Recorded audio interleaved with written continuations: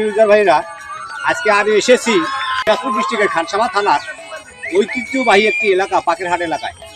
তবে এই এলাকায় আমি একজন লোক খুঁজে পেয়েছি, একজন মাছ মারতেছে। মাছ দেখেন মাছের তার কি একটা লোভ, কথাই আছে না, একবার নারীর লোভ আর হইল মাছের লোভ।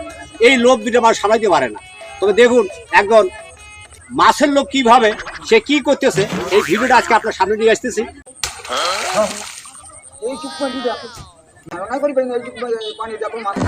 আচ্ছা দেখি আমি মাছ মারি পাওয়া যায় দেখা যাক।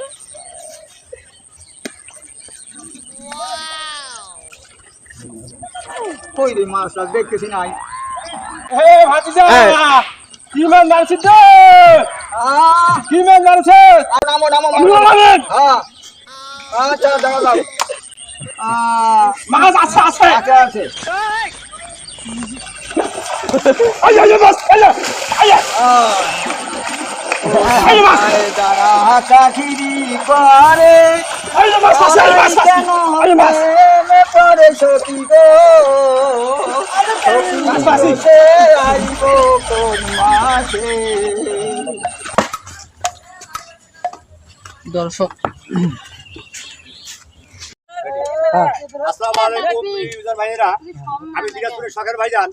আজকে আমি এসেছি শ্রীবন্দর থানা, দিনাজপুর ডিস্ট্রিক্টের থানা, সেই বৃহত্তম ঐতিহ্যবাহী একটি এলাকা, সেটা হলো চকসন্দাসী।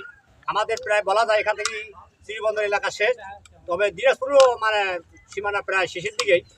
তো আমি এসেছি, দেখেন আগের যুগের লোক একটাই কথা বলেছে যে আপনার হলো ব্যায়াম। ব্যায়াম কি জিনিস দেখেন, এই যে ছেলে মেয়েগুলো আস্তে আস্তে বড় হয়, তাদের শারীরিক একটা গঠন সুন্দর হয়। কারণটা হলো এই যে কারণটা হলো এই দেখেন তারা এত ছেলে মেয়ে সবাই দেখেন আজকে ফ্রি সময় তারা আজকে এই যে ক্রিকেট খেলতেছে, এবং এই ক্রিকেট খেলার মাধ্যমে দেখেন তাদের শারীরিক গঠনটা খুব সুন্দর হয়। হাতে বল মাথায় বল, হ্যাঁ হাতে লাগলে হয়।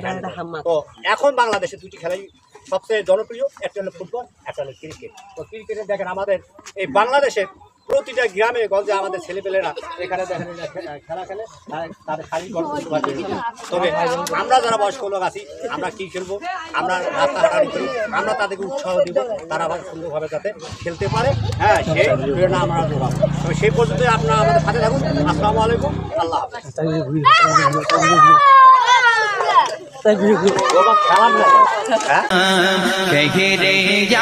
আপনার কি কষ্ট হয় না? আমার কোনো কষ্ট হয় না, আমি এক হাতেই কাজ করি, আমার কাজ আমি নিজেই করি। আলহামদুলিল্লাহ, আমি শুনে আমার খুব ভালো লাগলো। নিজের প্রিয় দর্শক ভাইরা আমরা অনেকে এরকম সুস্থ মানুষ, হাত আছে পা আছে সব কিছু আছে, তারপরে আমরা কাজ করিয়া আমরা কাজের জন্য আমরা দোহাই দিই যে আমরা রোজা রাখতে পারি না, এই সমস্যা সেই সমস্যা। দেখেন এই বেতরা হাত নাই, এই দেখেন যে হাত নাই, একটা হাতে কোদাল পারে এবং রোজা আছে, সে পরবাইতে কাজ করিয়া সে রোজা রাখা অবস্থা পরবর্তীতে কাজ করে। ইনশাআল্লাহ আমরা কোনো অজুহাত দিব না, আমরা সবাই রোজা রাখার চেষ্টা করবো। আসসালামু আলাইকুম, আল্লাহ হাফেজ।